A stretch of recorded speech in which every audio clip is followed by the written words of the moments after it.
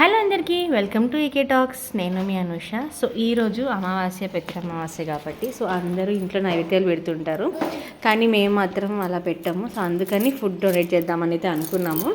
So అందుకని ఈరోజు food donation అయితే చేస్తున్నాం. అండ్ ఈరోజు నేను ఫుల్ బ్లాగ్ అయితే పెడుతున్నాను. సో డే మొత్తం ఏం చేసాం ఏంటి అనేది ఫుల్ డే బ్లాగ్ అనమాట.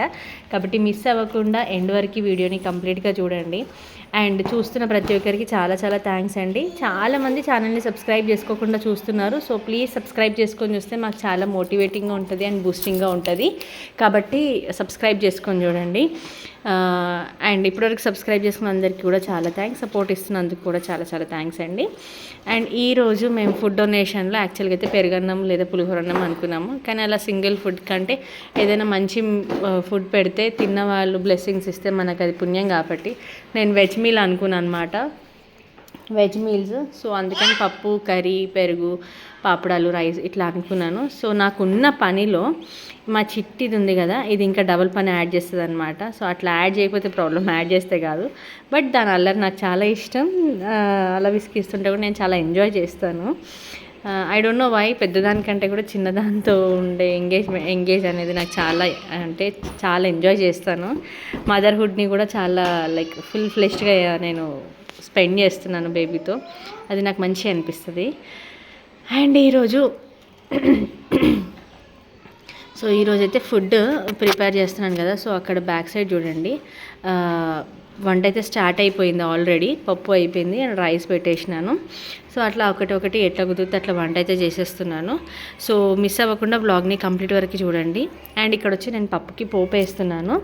పప్పుచారు అనుకున్నాను కదా, సో దానికి కావాల్సిన వెజ్జెస్ అన్నీ కట్ చేసుకొని రెడీగా ఉన్నాయి. సో అది పప్పు నేను బగారిస్తున్నాను ఇప్పుడు. ఆఫ్టర్ దట్ దాని పక్కకి నేను రైస్ పెట్టుకున్నాను. సో రైస్ అయిపోయిన తర్వాత కర్రీ అట్లా ఎక్కడెక్కడ టైం దొరికితే అట్లా వర్క్ చేసుకుంటూ పోయినాను. సో ఈ 2-3 డేస్లో చూసింది ఏంటంటే ఎప్పుడు వంట చేసినా ఆయిల్ అనేది నా పైన స్ప్రెడ్ అవుతుంది. మొన్న ఆయిల్ డ్రాప్, ఒక చిన్న డ్రాప్ ఫేస్ మీద పడింది, మొన్న చేయి మీద పడింది. సో ఇట్లా అవుతుంది. అందుకే వంట చేయాలంటే భయం వేస్తుంది అనమాట. కానీ వంట చేయకుండా అయితే ఉండలేం కదా. సో అట్లా. సో ఇప్పటికైతే నేను రైస్, పప్పు చేసేసినాను అండ్ మజ్జిగ లైక్ కర్డ్ మజ్జిగ కూడా చేసేసినాను. ఇది కర్రీ పొయ్యి మీద పెట్టేసిన అంటే నేను ఇవన్నీ చల్లార్చేలోపు అది అయిపోతుందని లాస్ట్ సెక్షన్ అది. అండ్ కిచెన్ చూసినారు కదా, ఫుల్ మెస్సీగా ఉంది. ఎందుకంటే వంటలు కదా, సో అన్నీ బయటే పెట్టుకున్నాను. ఆఫ్టర్ వంట అయిపోయాక అన్నీ క్లీన్ చేసుకుందామని.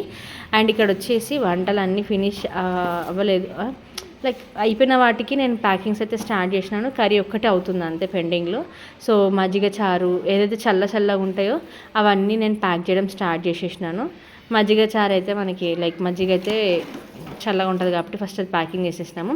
ఫైనల్గా ఇలా రైస్ బౌల్స్ తీసుకొచ్చినారు ఈయన, సిల్వర్ కాయిల్ మా హస్బెండ్. సో అందులో రైస్, ఇది కర్రీ, చారు అండ్ మజ్జిగ, పాపడాలు. సో ఇలా అన్నీ మేము కవర్లో ప్యాక్ చేసి అయితే రెడీగా తీసుకెళ్తున్నాము. సో ఇది నేను పోస్ట్ చేసింది ఆఫ్టర్ 2 డేస్ అనమాట. సో ఆ రోజు మేము అంటే ప్రిపేర్ అయిన ఫుడ్ 10 మెంబర్స్కి సరిపోయేలాగా అయిందనమాట. కానీ రోడ్డు మీద ఎక్కడ చూసినా అమావాస్య, సండే కాబట్టి ఫుల్గా అన్న ప్రసాదాలు పెడుతున్నారు. అసలు ఎక్కడ జనాలు కూడా లేకుండే అనమాట. నాకు అనిపించింది ఏంటి అసలు ఒక 10 మంది కూడా మనం పెడితే తినేవాళ్ళు లేరా ప్రపంచంలో అనిపించింది.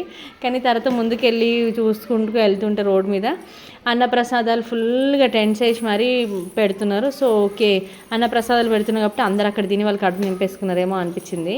సో ఒక 2 క్లిప్స్ యాడ్ చేశాను, బికాజ్ మా బేబీ చూస్తుంటుంది యూట్యూబ్. సో ఎప్పుడైనా చూస్తున్నప్పుడు దానికి గుర్తుండాలి, ఇలాంటివన్నీ చేస్తుంటే పిల్లలకి కూడా పెట్టాలి అనే నేచర్ డెవలప్ అవుతుంటుంది. సో నైట్ వచ్చేసి ఆ రోజు బతుకమ్మ ఆడతాం కదా, నేనైతే మా అభి స్కూల్ కోసం ఒక పేపర్ బతుకమ్మ చేసిన అనమాట.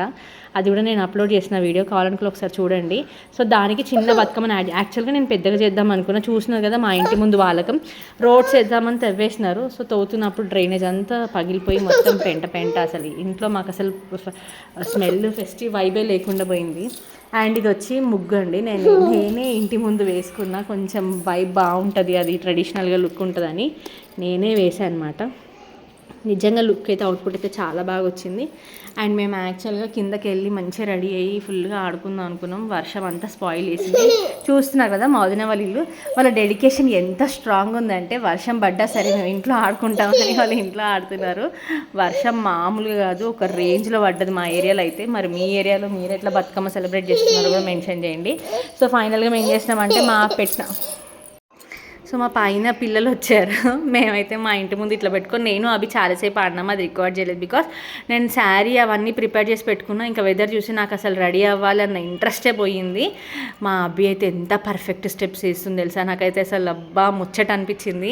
నేను యాక్చువల్గా బతుకమ్మలో చాలా వెరైటీస్ ఆఫ్ డ్యాన్స్ చేస్తాను, అది ఆడుతుంటే అబ్బా నా కూతురికి నన్ను ఈడబడిందన్న హ్యాపీనెస్ ఎక్కువ వచ్చింది.